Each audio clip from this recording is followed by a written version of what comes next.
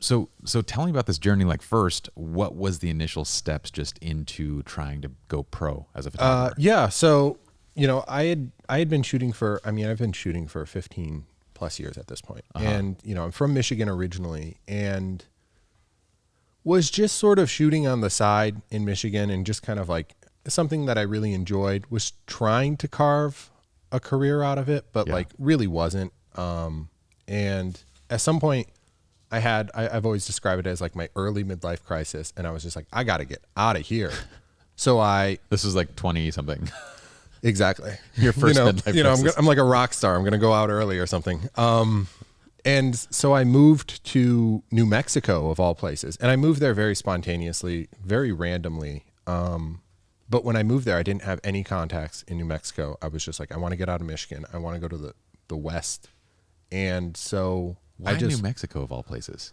It was honestly like I rented a U-Haul and drove through New Mexico and just thought I thought the sky was bigger there than I've ever seen before. And I realized that doesn't make any like rational sense. The sky's the same size, but it was just sort of fascinating. And I had a really weird sort of experience when I was there where, it's very desolate and empty in New Mexico. Yeah. And I had rented a U-Haul and I was driving a U-Haul and like just drove off of the highway at some point, took an exit and then turned down this like road, and that road just kind of like slowly turned into a dirt road, and it was like some native ground, and eventually just got out of the car and just kind of like walked around and was like, I am within probably 10 miles of another human being. I was like in complete isolation. That's a wild feeling.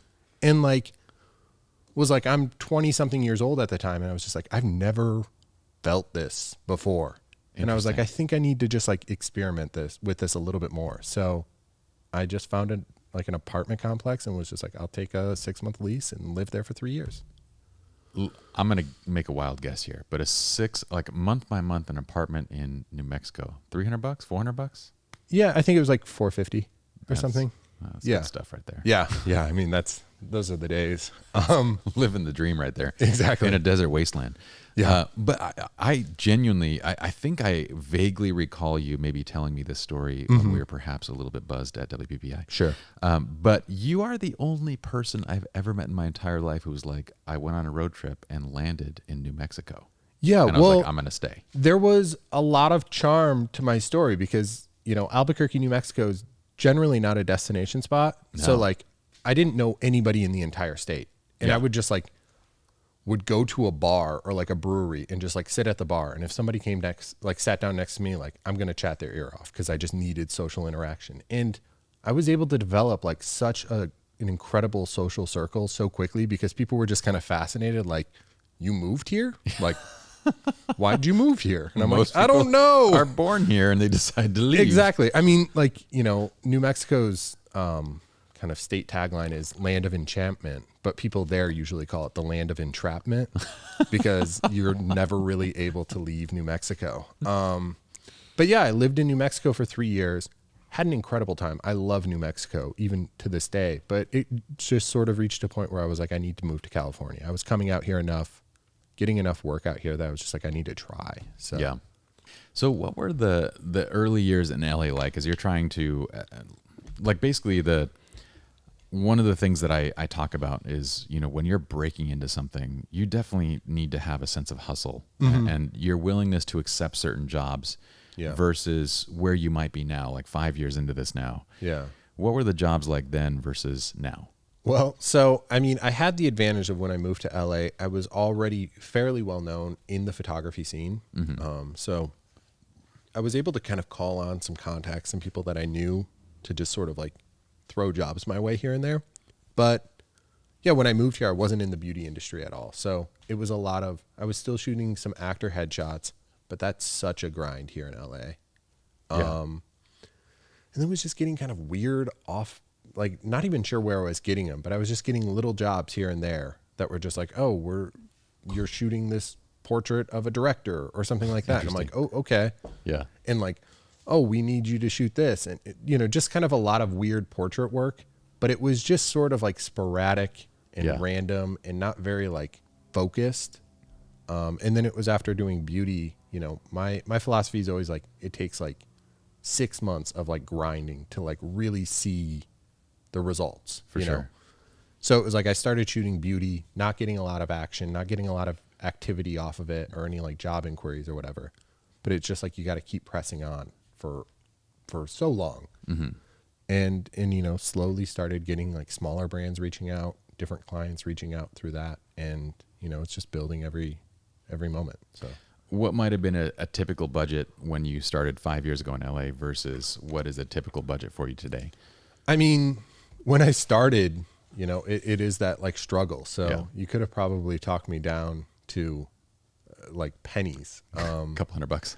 Right, exactly. Because my philosophy has always been like it's easier to let your client talk you down from a price than it is to try to like upsell them after Sure. you've given them an initial quote. Yeah. So I would give them like a fairly high quote and then be like, okay, that's out of our budget. And I'm like, what's your budget? And then, you know, I would quote them $1,800 and they're like, well, our budget's $600. And I was like, I'll do it. I'll do it. Don't tell anyone. So yeah, I mean, the budgets have gone up considerably. Yeah. It's still one of those things where, you know, in commercial photography, usage is important, but then even just like the client is important because, you know, if it's a small lash brand that is like working out of a garage, hustling, you know, $1,500 for them is a lot of money to spend sure. on photography. And I want to work with those people because Yeah. those people are me, you know? But if it's, you know, like CoverGirl, there's no way I'm giving them anything for $1,500 because Yeah. I'm like, you're, you know, a globally recognized brand. Yeah. Like you have to have appropriate budgets. So it's hard to quote things out by just like a baseless email. You know, anytime a client reaches out to me, I have like 10 questions that I ask them before I give them any sort of estimate whatsoever, just to get a better idea of like who they are, what they need, and then build the quote off of that. That's so interesting in the sense of like, yeah, I guess there would be a lot of makeup and startup kind of brand companies out here. Yeah. And those would be probably the most fun jobs, I would think. Yeah. Yeah. I mean, it's, you know, there's always the struggle of like the most financially rewarding jobs are usually the like Yeah, least least creatively. enjoyable. Yeah. Yeah. So I've worked with like big brands where, you know, it's like 5-figure day rates and different things like that. And you're just sort of like miserable for 10 hours. Yeah. You're But kind then of a you're cog like- in the wheel, but Right. But then you're like, oh, rewarded I'm for it. like, yeah, I'm making money here. And then I've worked with like super small brands where I'm, you know, working for far less than my day rate normally would be. And you have like a blast because, you know, everybody's just like trying to create something cool. So